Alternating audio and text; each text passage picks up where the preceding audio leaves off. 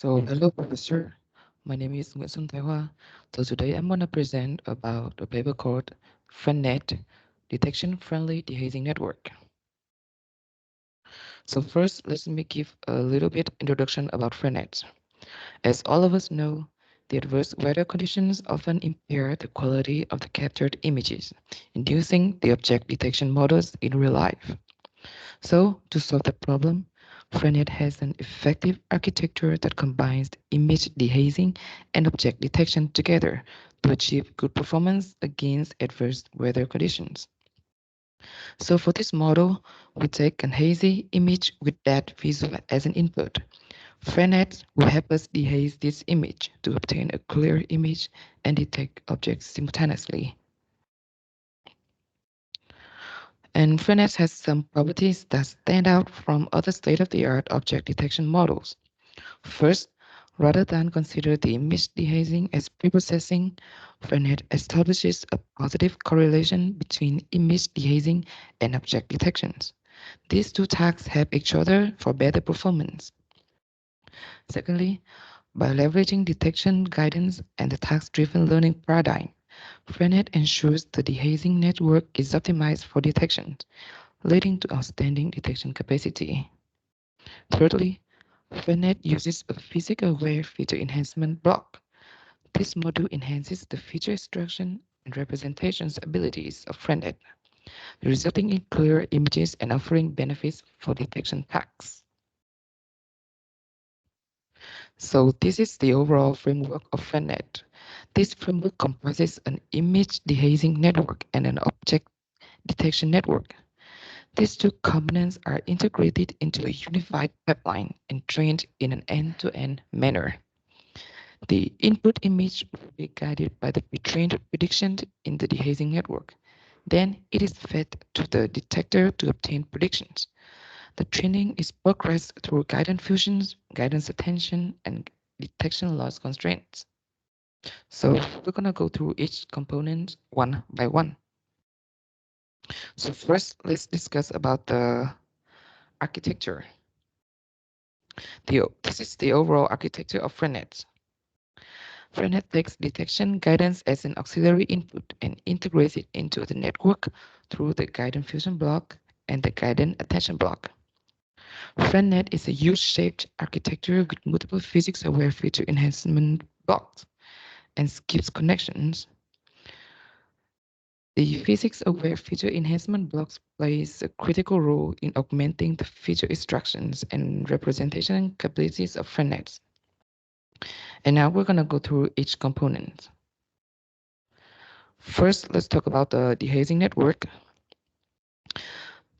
The basic dehazing block in this framework is a physics-aware feature enhancement block. This block operates as a two-stage feature structure encompassing both shallow and deep features. It has leveraged the mathematical relationship between the hazy image, the clean scene, the atmospheric light, and the transmitting map. So in the first stage, FreeNet used a point-wise convolutional layer and a depth-wise convolutional layer to extract feature X. This helps the image feature extraction and restoration. On the second stage, the channel attention is used for local informations and convenience computation complexity. So the second is the object detector. So for object detection components, the FreeNet employs the YOLO version 7 Tiny as a detector. This is the smallest version within the YOLO family. This is to balance the computational efficiency and the performance. The object detection network YOLO version 7 Tiny is initially retrained to ensure the fast conversion and stable of the model. The network takes clean images as inputs and produces outputs containing object classes along with their corresponding locations and coordinations within the image. So about the detection guidance integrations, to fulfill detection guidance for better performance, which is the very important things in this model. Guidance fusion block and guidance attention block integrate the detection information into the network structure. So in this network, we denote F is the input image, and G is the auxiliary mask-like input to the dehating network. This G is initially set as an all zero image, which is the all black image. The integration of the guidance fusion block and the guidance attention block into the dehazing network will contribute to acquiring feature representations that are highly conductive to improve the detection capabilities.